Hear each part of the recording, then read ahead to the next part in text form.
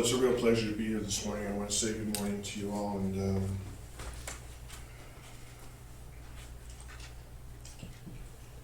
this center has meant a lot to me from afar.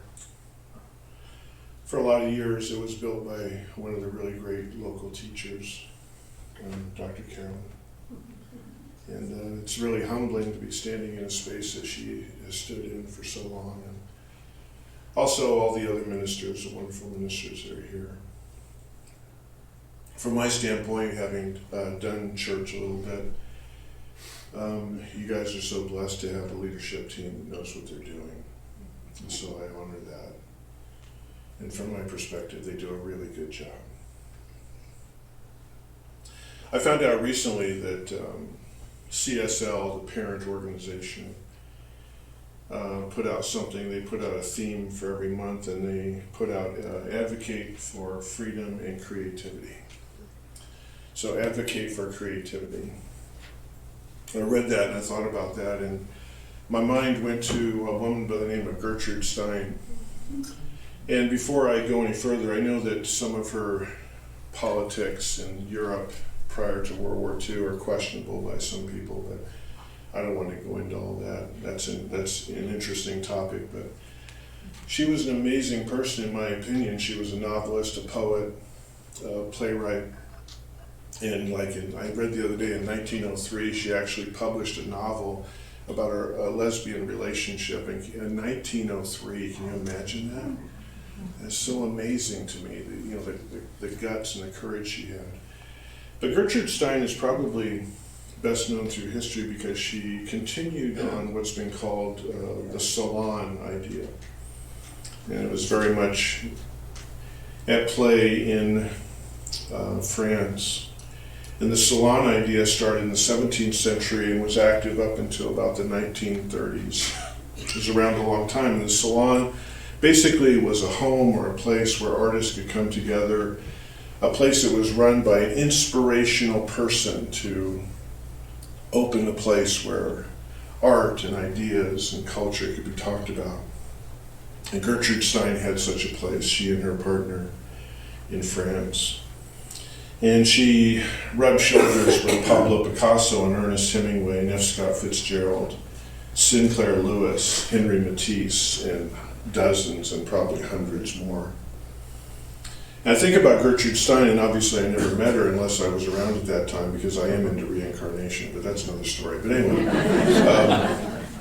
I'm not saying I was a great artist. I might have delivered something to the house. Yeah.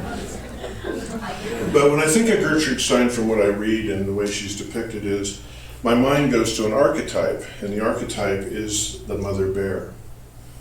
I know that sounds kind of strange, but my day job is that I work in residential addiction treatment.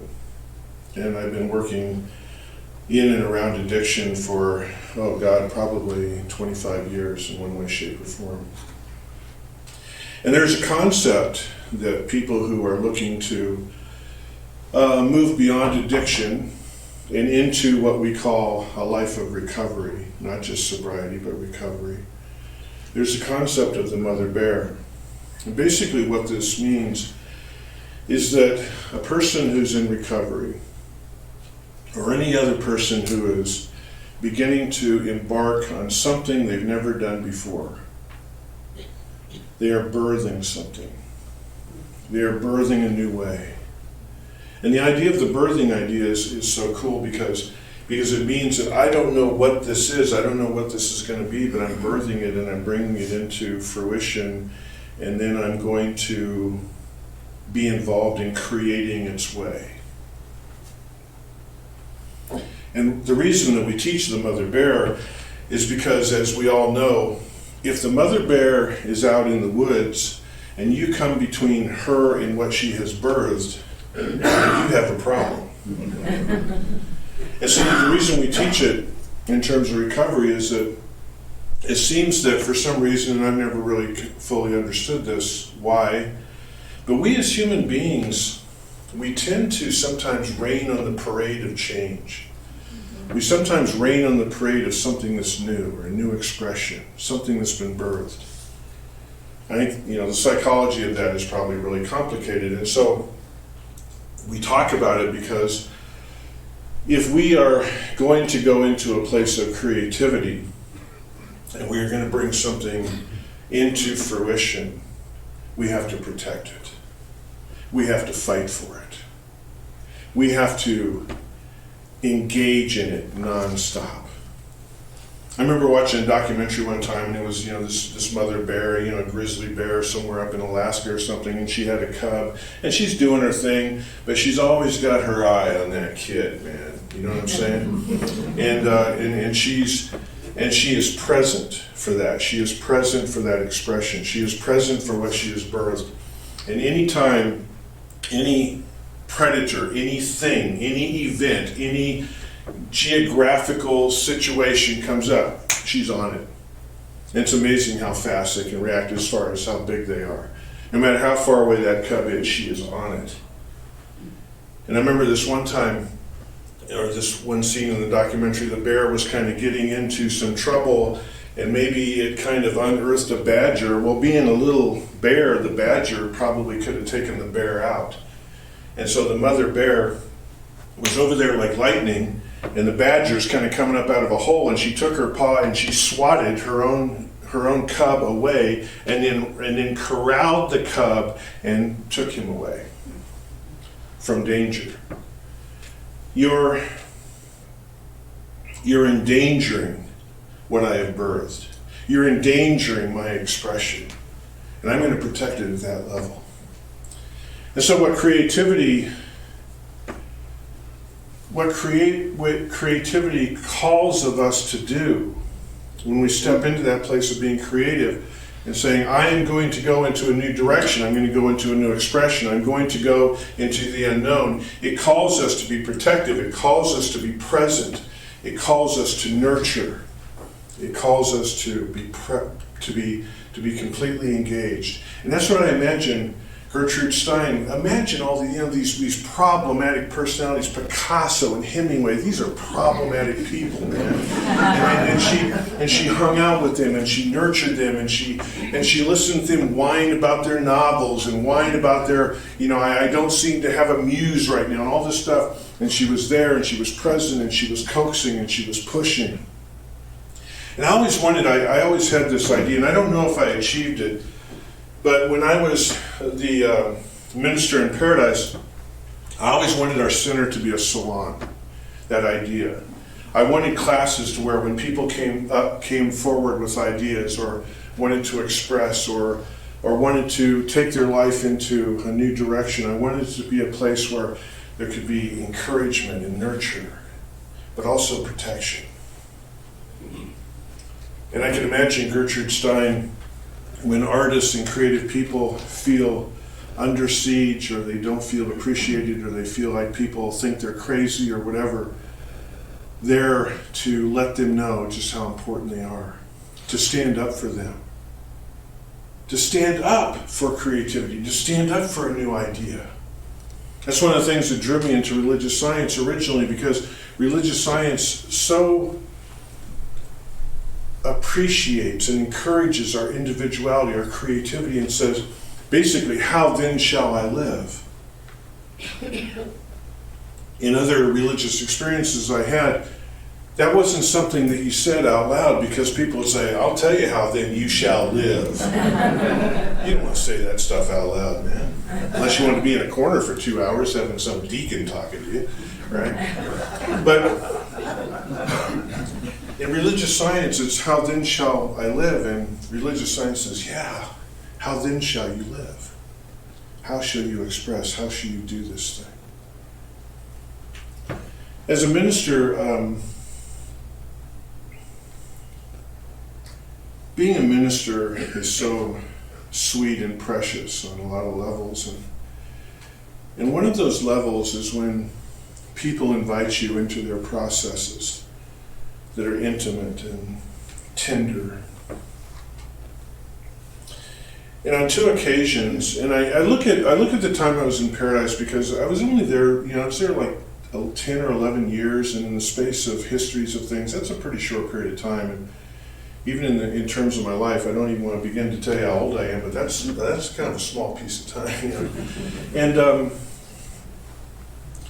you become a minister, you get to know people intimately. And so I came into the ministry, and there were two people in particular that stand out in my mind. And what they have in common, they have two things in common. One of them is they were both incredibly creative. One of them made her living as an artist. And it's tough to make it as an artist, sometimes. And boy, she was tough, and she got through it, and she was creative, and she was involved in music and visual arts, and she wrote, and she created sculpture and pottery and did jewelry and did all kinds of things. Her whole life was just so creative. And the other person, he made his living another way, but he was a musician, he was a writer. He got involved in kind of visual arts in terms of using technology and those kinds of things. Both really creative people, and I got to know them that way. I got, hang out with them, talk to them, have them come to services, work with them with family issues or whatever. Was invited into their lives, which is a real pleasure to be invited into someone's life at that level. But both of them at different times invited me over one day and said, basically, Andy, I'm leaving this world in a matter of time, and I want you to be part of that journey. It's interesting because in both cases, part of the journey meant to help defend my creative way of doing this. Now, what do we mean by that? Sometimes people love us, and they're in our lives, and they're family members, and maybe they have other philosophies or other ways of thinking or whatever, and so they find out that someone's leaving this world, and it's one of those times where everybody does a full court press and comes in and tells you what you should do and what you shouldn't do, and I don't know if you should do that, and are you prepared, and all that sort of thing. And in both cases, because our philosophy being what it is, because we're on the metaphysical side of the tracks, all of you have very interesting belief systems. I have interesting belief systems.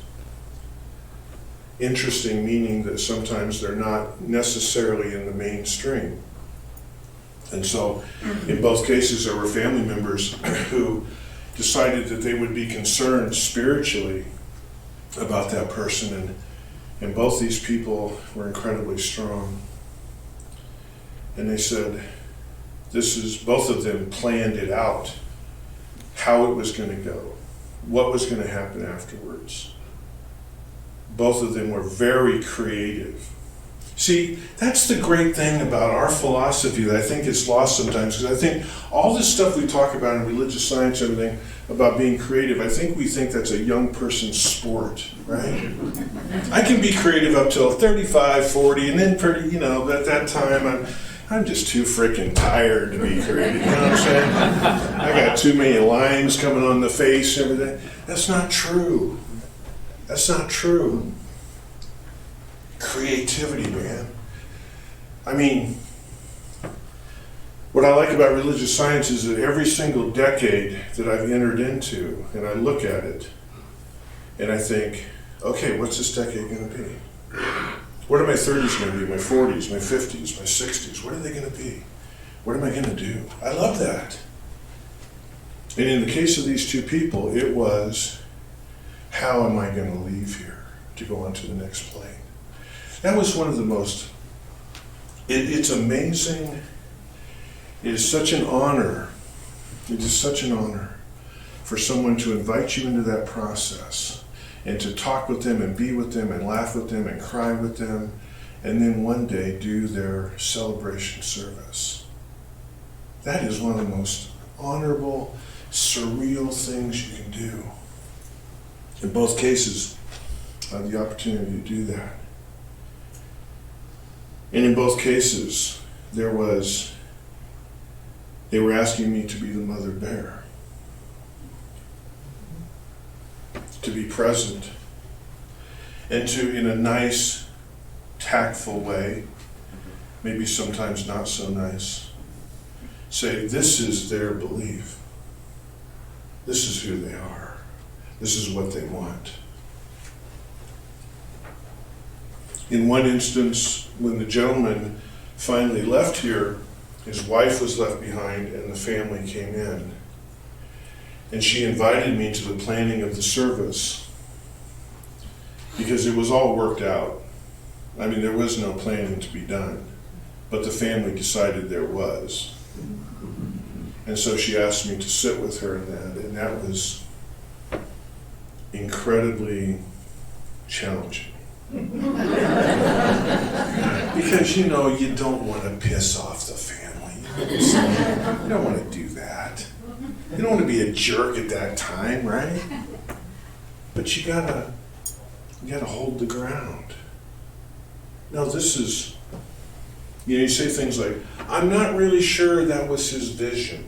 You know? I think that the music list, you know, is what it is.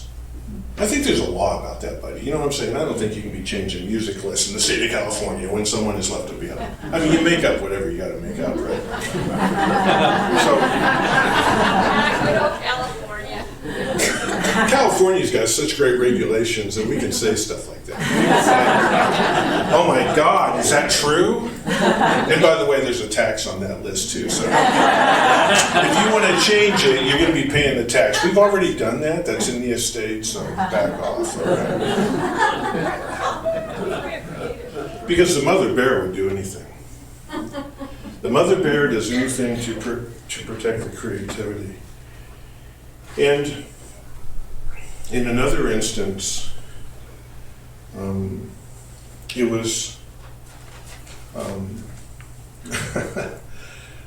don't even like the word eulogy, but the woman, she said to me, you know, it's coming up, Andy, do you have it written? I said, what are you talking about?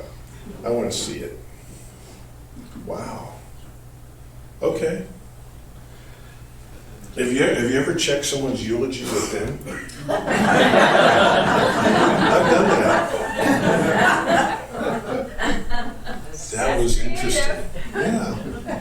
Yeah. That's being creative, man. I love that. How then shall I live? The idea of the salon, my vision, if I were of any value in the larger CSL world, you know, and I had some influence, I would love to see us take on the thing of let's turn our centers into creative salons. Not just for people who identify themselves as artists, but I think we are all artists, you know. Let me tell you a story. I went to Butte College for a while, and I was taking a creative drawing class. And there's this woman teaching it, and so we were supposed to be learning, you know, you draw a ball, you shade the ball, you know, all that kind of stuff, and then you draw the person next to you, all that. Anyway, so we're going along, and we're a few weeks into it, and there are, you know, there are different levels of talent and different levels of struggle and different levels of stick figures, you know, and things like that. And so anyway, the teacher, I remember, she was great. This one night she said, we're not going to draw tonight. I want to show you. This is how long ago it was. It was slides. She brought in slides. Okay, seriously, she had this, you know, the thing that went around and had to set up the screen, and she had the clicker. So anyway, so what it was she was showing us slides of a lot of her work, and she was a professional artist, and she sold pieces, and she drew and painted and she sculpted and stuff like that. And she goes, and we're sitting there looking at them, and she talked about them, her inspirations, all that stuff. It was cool. Then all of a sudden, a slide came up of dishes in a dish drainer, right? On a sink counter. So, you know, we're kind of looking at each other in the dark, like, wow, is that a sculpture? I mean, is that like, is this really pottery? And it looks really real. That's really great, you know? She clicked. There was another one. Different, but, you know, all the dishes were there. It's like, okay. And long story short, she clicked and clicked and clicked, and we went through about 6 to 10 of these dish racks on a counter with dishes in them. And we're, by this time we're going, wow, you know, she's really gone off the tracks. And so she turns the lights on, and she said, what do you think of the work? And, oh, well, you know, yeah, it's interesting. And it took a while before someone had guts enough to say, what's with the dishes, dude? I mean, you know. And someone said, that's not an artistic expression. And she said, yes, it is. Everyone puts their dishes in the rack differently. It's a personal expression. And if you look at that rack of dishes, it's gorgeous, it's beautiful. And she said, there's some of you in this class who don't think you're artists, but you are. We're all artists. Because we all create. We all create in all kinds of different ways. Life is about creating. I believe that our founder, Ernest Holmes, I think that might have been one of his greatest epiphanies. That we are all artists creating a life. If you couldn't draw flies, you're an artist creating a life. And I think he got that. And he got that from the ancestors. And the ancestors that come down to us through the ages of this wonderful belief system. They talk about Emerson. Oh my God, all of Emerson's cronies used to get tired of him walking up to him, right? Hey, good morning, what's up? You know, Thoreau or whoever it is. Good morning, how you doing? And they knew what was next. Emerson would say, what are you working on? And like Margaret Fuller, she just kind of got so sick of him asking me that. Oh my God, I just saw him yesterday. I told him what I'm working on. You think it's going to change? Emerson wanted it to change. I really think that's why Thoreau went to Walden, to get Emerson off his back. I don't think this is all this. It was like, I'm still at Walden, Ralph. Okay? You know, you don't even have to ask. I'm still here. Okay? Emerson, what are you working on? And the thing about Emerson is, you know, you wouldn't just tell him and then he would blow you off, and he didn't do a drive-by. Apparently Emerson, he wanted to be engaged. He wanted to know, are you writing a paper? He wanted to argue it. He wanted to talk about it. He wanted to dissect it. He wanted to get in the middle of it. He wanted to understand the importance of it. Because, you know, that was part of the transcendentalists that came down to us, one of these qualities, and a lot of other ancestors that came down to us through this movement was, what are we creating? How are we living? It's authentic and it's truly us. And someone who wants to recover from addiction, they need recovery. Is part of it is you need to find your authenticity. What's my authenticity going to be? Good question. What's it going to be? What's it going to be you? To take this walk of life in a way like nobody else has. I stopped at a Starbucks this morning to kind of get my head together on the way over here, and we all know that caffeine is the perfect drug for that. Right. So I went up and ordered, and I was paying, and a very pleasant young woman. And she says, I remember you from, you know, this one restaurant in Paradise. And she goes, I was a waitress. I thought, oh my God, how are you doing? And it's interesting because when, in all these months later, when you greet a Paradise person, you have to, who knows you, who recognizes you, you have to kind of read it, right? Like, are they still really super fragile? Are they okay? How are they taking this? You don't, you know, because when someone says, how are you doing? You kind of go, I'm doing pretty good. How about you? You know, how much did you lose? Where did you live? All that stuff. So anyway, she said, I remember you from up there, and I said, where did you live up there? And that's a good indicator because you know of the places that just got torched, right? And she was in one of those places, and she asked me the same question. I could tell she was doing the same thing. And where did you live? Right? And so then we go, how are you doing? And so it was interesting because a couple beats into it, it was kind of like we both were able to share what an amazing experience has been to reinvent our lives. And that was so cool, you know? It's so cool. I love being a part of a philosophy that also celebrates the fact that, you know, I was given a blank slate. How many times in our life do we get a good blank slate just to do whatever we want to do on, right? I got a blank slate. I can take out my crayons and I can do whatever I want with that. And And it was so cool to have that conversation with her. And the fact, and that's what this teaching is all about. That's what,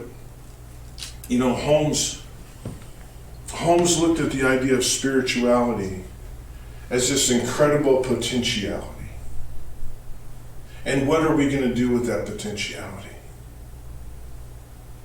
In every single moment and phase of our lives. How am I going to be 20? How am I going to be 30? How am I going to be 40? How am I going to be 50? And so on. How am I going to do that? What's that going to look like? And eventually someone, you guys are doing a thing here where, it's about taking on transition. How am I going to do that? That's interesting. I've been in the middle of that. That's cool. I have sat next to hospice beds and been inspired by them. We had a piano player up in Paradise, Joe Zabalski, was classically trained. I mean, this guy went to some, did he go to Yale, I think? Yeah. He was a child prodigy.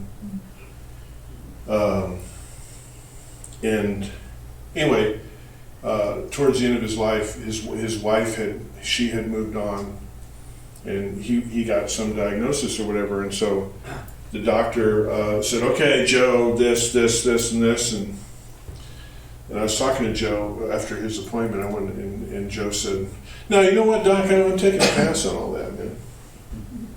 He said, "What do you mean?" He goes, "Well, because I've got other plans."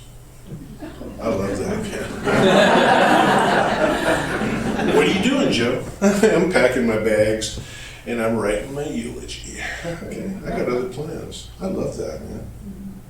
He told me, he said, what that doctor doesn't understand is that when the cage of me opens up, there's a beautiful bird that is going to fly. I love that. That idea of being able to show up in that way. So I want to leave you this morning with something from Ernest Holmes, where he talks about the creative aspect and how wonderful it is. And I did a little editing. I think that he would be okay. I don't know if Carolyn will be, but she'll be giving me grades later. Anyone who guest speaks her, do you know she grades them? Okay.